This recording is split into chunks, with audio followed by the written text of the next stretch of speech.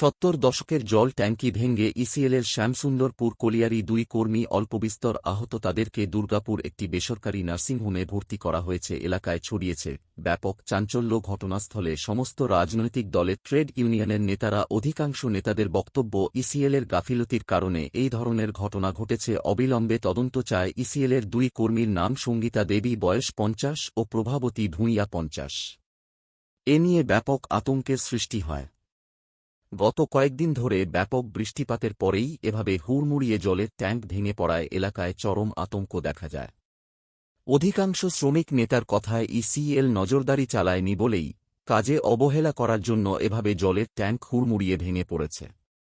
যে কোন সময় বড় দুর্ঘটনা ঘটে যেতে পারত, এটা বোঝা যাচ্ছে আজকের এই ঘটনার পরেই। কার্যত শ্রমিক সংগঠনগুলি ব্যাপকভাবেই আশঙ্কা প্রকাশ করেছেন, এই অবহেলা আর কত ক্ষেত্রে রয়েছে তার ইয়ত্তা নেই। এই জল ট্যাঙ্ক থেকে প্রায় 1000-এর বেশি পরিবারে জলের সরবরাহ হতো এবং এই অবস্থায় এই এলাকায় চরম জলের সংকট দেখা দেবে বলে মন্তব্য করেন শ্রমিক নেতারা। ইসিএল সংস্কারের ব্যবস্থা না করায় আজ এভাবে চরম জল সংকটের মুখে এলাকার পরিবারগুলি। তবে ইসিএলের পক্ষ থেকে কোনো প্রতিক্রিয়া পাওয়া যায়নি।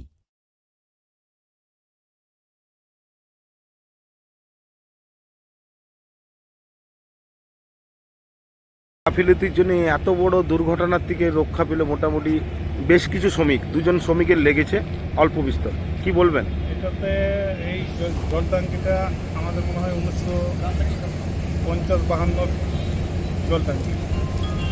এটা দেখাশোনার অভাবের জন্য এটা এই অবস্থা হয়েছে।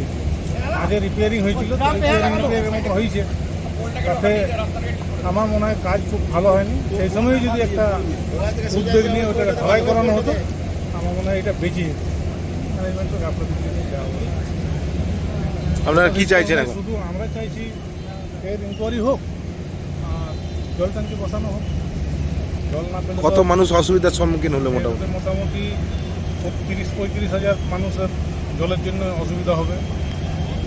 কি নাম আপনার? আমার নাম প্রবীর চক্রবর্তী, কলিয়ারি মন্ত্রিসভার सेक्रेटरीट मेंबर। देखिए, आज सुबह 6:30 बजे करीब हम लोग मॉर्निंग वॉक करके जब घर से यहाँ जा रहे थे, अचानक थोड़ी देर बाद ही खबर आता है कि एक पानी का टंकी कोलेरी का गिर जाता है। हम लोग आए, देखने के बाद समझ में आ रहा है इसीएल का 70 साल से लगभग एक पानी का टंकी बना हुआ है।